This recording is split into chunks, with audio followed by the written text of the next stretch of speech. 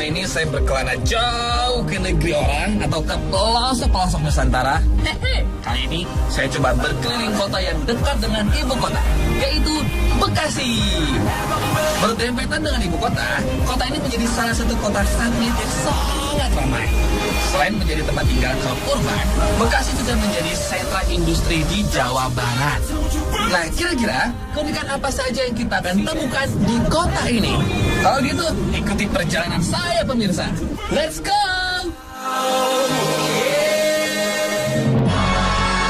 Saya masih belum tahu nih pemirsa, sebenarnya saya sekarang ada di mana. Para kru sengaja meninggalkan saya di tempat aneh ini.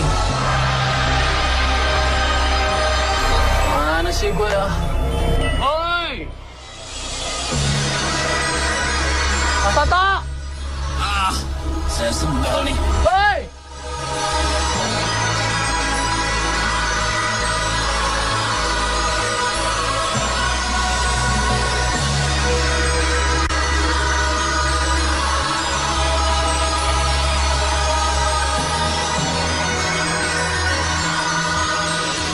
Tempat ini penuh dengan lukisan-lukisan Chroma-Daft, pemirsa, dengan gambar-gambar makhluk aneh seperti alien. Dan pemirsa tahu nggak sih apa itu Chroma-Daft?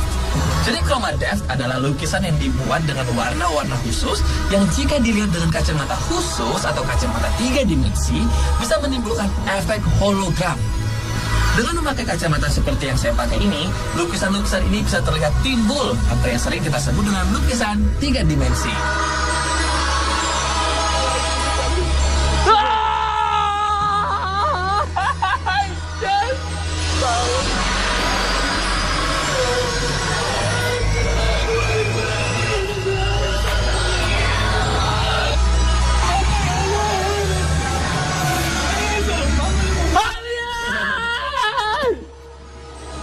Bang, kok tahu siapa sih?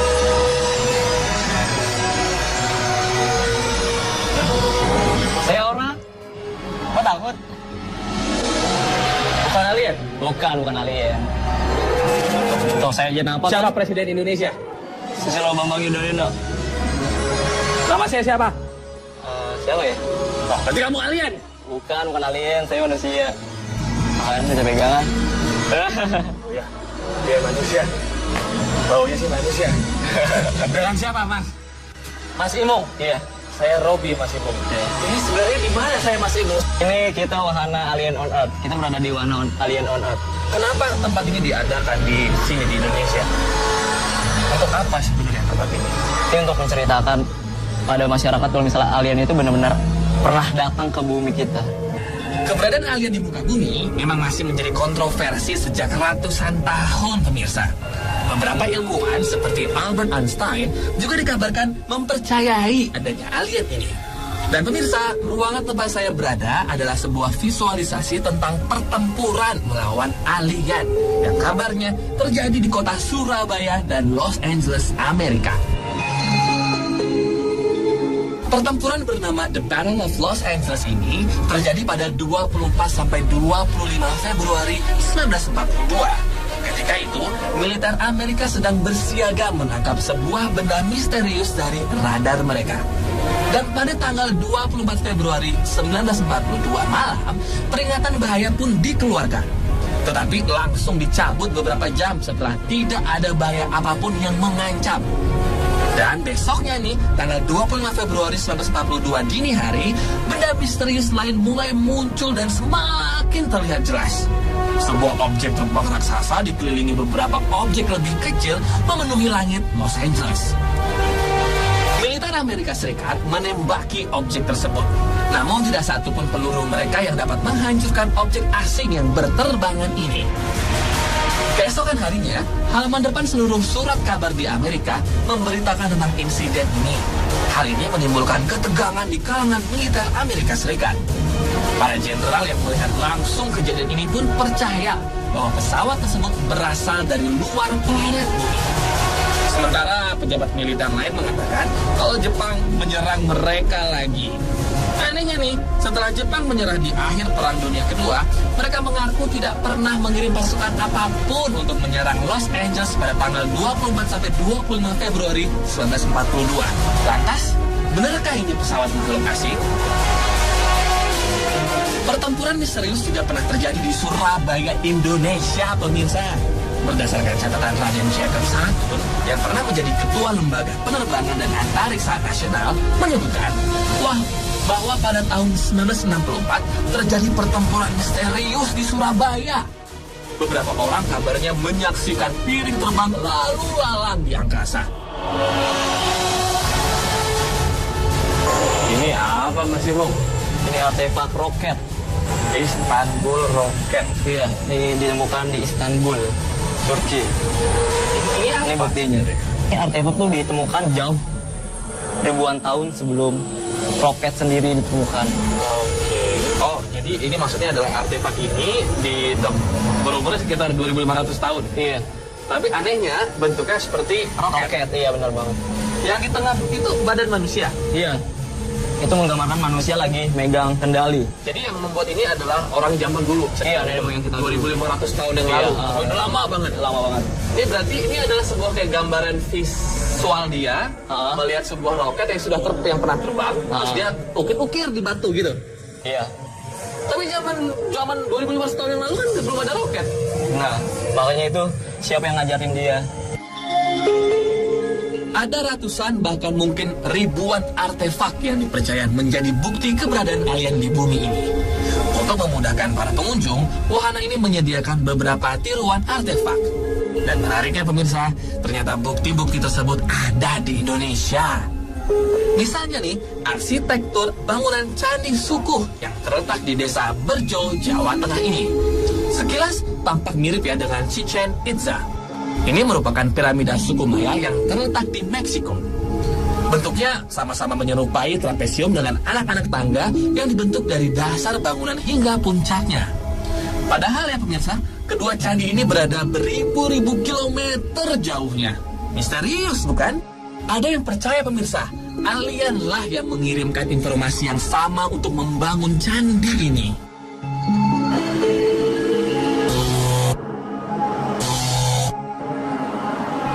Tengok sana, susah banget.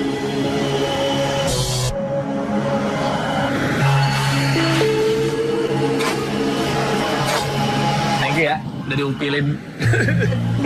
Nah, pemirsa, tadi kita sudah melihat bukti-bukti tentang keberadaan alien, UFO, dan semua. Ini kita hanya menyampaikan saja kepada Anda semua. Terserah Anda percaya atau tidak, tapi yang jelas ini tadi kita bukan berada di luar negeri, tapi kita ada di Bekasi. Perjalanan kita di Bekasi belum berakhir, kita akan cari-cari lagi yang lebih unik lagi, yang gak kalah uniknya. Dan kita bakal tetap pokoknya ngebidik yang unik-unik. Alright, hanya di On The Spot. Tetap ikutin ya. Let's go!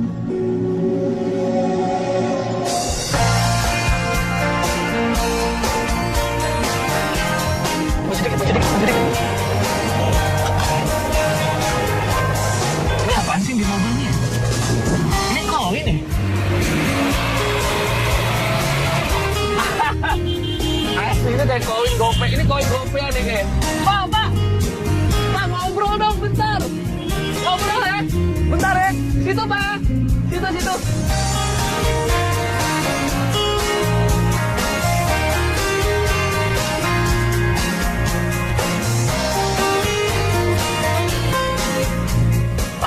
Halo. Selamat siang Pak. Pak. Saya Robi Purbakoto, nama si Indonesia. Bapak pasti kenal saya. Oh iya. Nama siapa? Nama Ratijo, tapi kalau nama medanya saya Ratijo Seni Mbak Utang. Apa? Ratijo Seni Mbak Utang kalau nama medanya. Tukang utang atau gimana? Iya. Pak Latijo, saya panggilnya Pak Lati nih. Atau Iya. Pak Latijo? Ya Ratijo. Atau Buto Ijo? Pak Latijo ya? Pak Latijo ini mobil tadi di jalanan kayak nyentrik banget. Saya ngeliat koin-koin semua. Saya kira tadi itu besi-besi yang gimana gitu Pak, kayak mobil tempur gitu ya. Bukan, ini koin asli ini masih berlaku. Koin asli semua Pak. Iya, sama dalam-dalamnya. Nah, ini koin Rp500 kebanyakan ya? Enggak, 100. 100 yang banyak. 100. Dan memang sengaja dibalik begini. Iya. Posisi Karena saya ini Garuda. cinta Pancasila, Pak. Oke. Kalau misalkan dijumlahin seluruh Jumlahnya koin sudah ini 4.380.000. 3 juta Oh iya 4 juta. 4 juta 380.000. 4 juta lebih. Iya. Pemirsa, ternyata menempelkan koin-koin ini nggak semudah yang saya bayangkan. Perlu kesabaran dan keterampilan khusus tampaknya ya, agar bisa rapi seperti yang dibuat oleh Pak Latijo. Lem untuk menempelkan koin-koin ini juga dibuat khusus oleh pemiliknya dengan ramuan rahasia. Pak Latijo pelit nih, nggak mau ngasih tahu rahasianya pemirsa. Namanya juga rahasia ya Pak ya. Pemirsa, sambil menyelam minum air, sambil mengelem koin, minum es dulu nih. Kita bayar pakai koinnya Pak Latijo ya.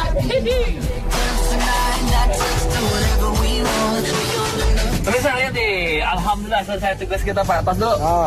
Tapi baru satu baris. Nanti kita kapan-kapan kerja bareng lagi. Saya weekend akan main ke Bekasi lagi dan kerja bareng sama Bapak buat menemuin semua sampai kabel itu koin ya Pak ya. Iya. Wah, tapi sekarang kayaknya saya pengen nyoba bawa dulu Pak. Oh silakan. Boleh nggak? Boleh ya. Let's go, kita berangkat ya.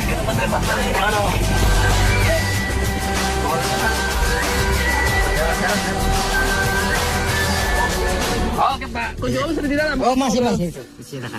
Bapak di belakang aja ya. Iya. Pak, Oh udah setelan saya.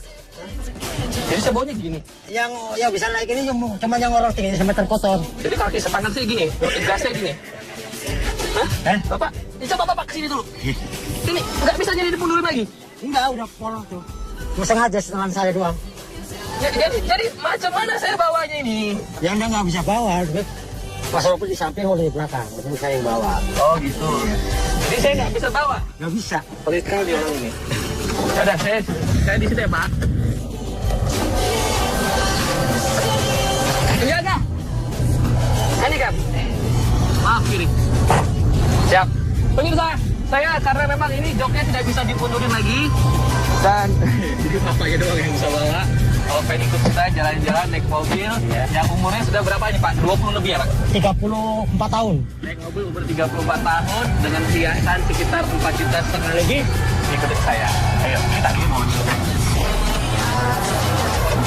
Oke.